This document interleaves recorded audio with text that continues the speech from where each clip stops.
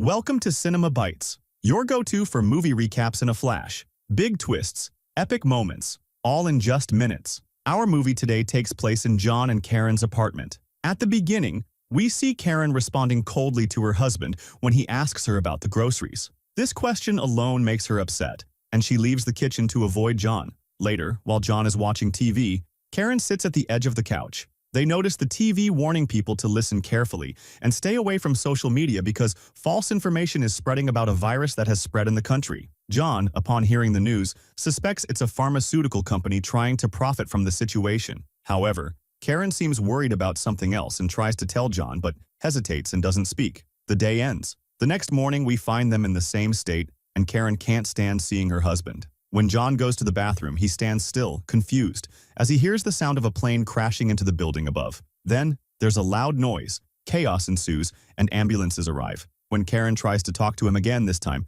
she tells him she wants a divorce. At that moment, outside, John is terrified to see a plane crash into the building directly across from them. People are filming what's happening, and as he looks around, he sees people acting insanely, behaving very strangely. Some people seem to have turned into zombies. John rushes back home and tells Karen what's happening outside, but she doesn't believe him. Soon, the TV confirms the situation, and they discover that a virus is spreading, turning people into zombies. The infected roam the streets, attacking and eating others. The TV advises them to ration their food and water. When they check their supplies, John is shocked to find they have very little food. Karen comes up with an idea and tells John to go around the apartments and take food and water from the neighbors. Luckily, John returns safely with a plastic bag full of food. This motivates Karen, and she decides to go around the apartments herself. When John sees what she brought back, he starts piecing things together and realizes Karen plans to leave him. When he confronts her, she admits the truth. However, amidst all this, they don't have the time to focus on their marital problems. They continue going around the apartments, gathering food, and preparing for survival. Karen tells John to bring the neighbor's TV because it's bigger than theirs. The two stay indoors, following emergency instructions. They tape an X on the window for the rescue team to spot them. John isn't enthusiastic about these measures, but Karen enjoys it, especially when she goes around the apartments alone, taking things she doesn't even need, like a pink dress she liked at the neighbors. Now they have food, tools, and clothes, but danger still surrounds them. John warns Karen that the zombies might try to break in, but Karen casually says they'll defend themselves. They use the tools they have and train in self-defense. They hear on the radio that the government is doing everything it can, but people must stay home and keep themselves occupied. John and Karen follow the advice, trying to distract themselves. While playing, Karen says their lives are ruined, talking about their problems. John tries to calm her down but fails. Karen breaks down and starts drinking to forget the pain. But the truth is, her pain isn't because of the zombies or being trapped at home.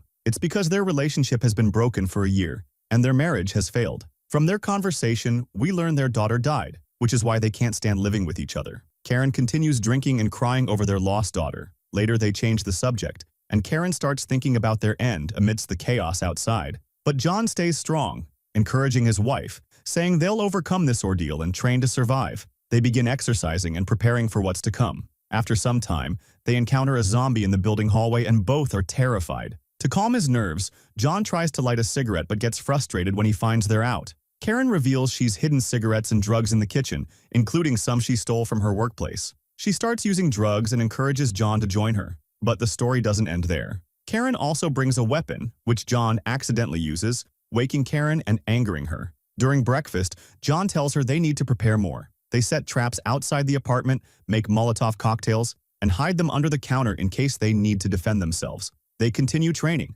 now full of energy from the drugs. Unexpectedly, the neighbors knock on their door. The Anderson family appears to be fine but wants to hide in their apartment. They notice the broken glass traps John and Karen set and realize someone is inside. When the Andersons enter, they ask for food. After eating, Karen wants them to leave because they don't have extra food to share. She confronts them, saying they must go. The Andersons agree but ask for some time to rest first. At first, everything seems fine, but Karen and Emily don't get along at all. Karen and John devise a plan to get Emily and her husband to leave. However, Emily figures out their plan and tells her husband she won't leave. The next morning, tension fills the air. During breakfast, Karen confronts them, saying they should help around the house as they promised when they arrived. Karen tells them to clean and fold their clothes. Emily realizes things might escalate to the point where they'll have to fight over the apartment. But Leo, her husband, doesn't see it that way, as it's not his home. He's grateful they're even allowed to stay. However, His wife changes his mind, feeling embarrassed after cleaning the house. While Karen and John watch movies,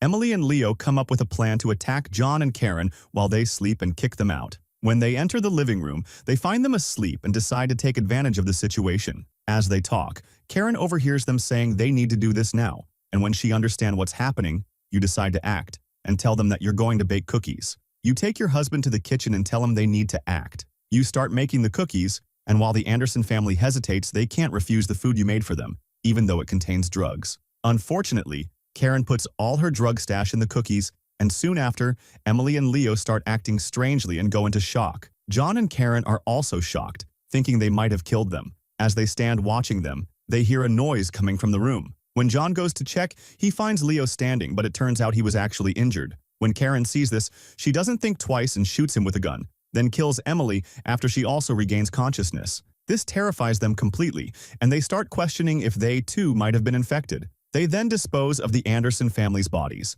The next morning, Karen decides they should live their lives for whatever time they have left since they don't know how much time that is. She gives John some drugs, and they reconcile. They sit together smoking, and at that moment, they open up to each other. Karen tells him that if they survive all this, she wants to adopt a child. John tells her he loves her very much and assures her they'll overcome all this madness and fix their relationship. They decide to start fresh, and John suggests a romantic date in the living room. They spend a pleasant time at home, lighting candles. John talks about himself, how lost he felt after loving Karen, and how fate brought them challenges. He reflects on life, the lessons he's learned, and admits his mistakes, like how he withdrew from the love of his life and hid behind his work as a teacher. After all this, he tells he wants to hold on to giving each other a second chance. After saying everything, they return to their room, but before they sleep, they hear a knock on the door. When Karen asks who it is, she finds out it's the rescue team. She gets excited and rushes to open the door, despite John telling her to stop.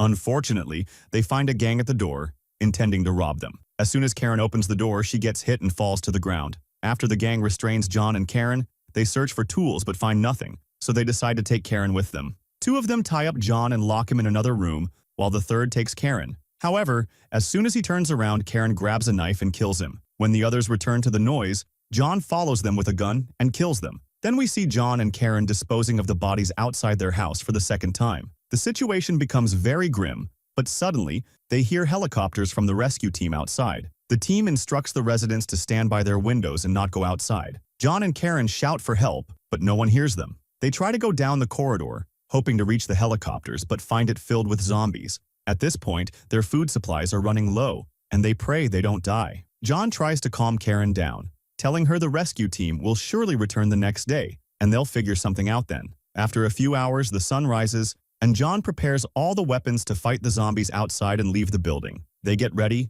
and as they stand at the door, they confess their deep love for each other. They step out to face their fate. As soon as they leave, we hear gunfire, screams, and struggles. After a few hours, they return running, realizing they can't make it through the corridor. At that moment, Karen tells John that while they were outside, a zombie bit her leg. John is shocked, but refuses to give up. He decides not to let a silly virus take his beloved away. He starts considering various possibilities, convincing himself that she won't turn unless she dies, like the Anderson family. He also hopes a pharmaceutical company might come up with a cure in exchange for money. Karen calms down after hearing all this, and they try to stay composed. The next day, the situation changes drastically. Karen wakes up from a nightmare feeling extremely strange and incredibly hungry, wanting to eat everything but unable to explain what she feels. To confirm if she's really turning, John puts blood in a cup and asks her to drink it to see if she likes it. Unfortunately, she does, and Karen feels somewhat satiated after drinking it. John then decides to keep giving her his blood